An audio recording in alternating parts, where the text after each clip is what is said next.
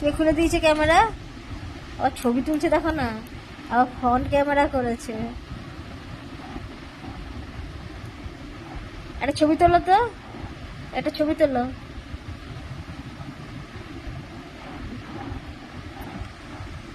Phone lock করে দিয়েছে, আর খুলতে পারে না।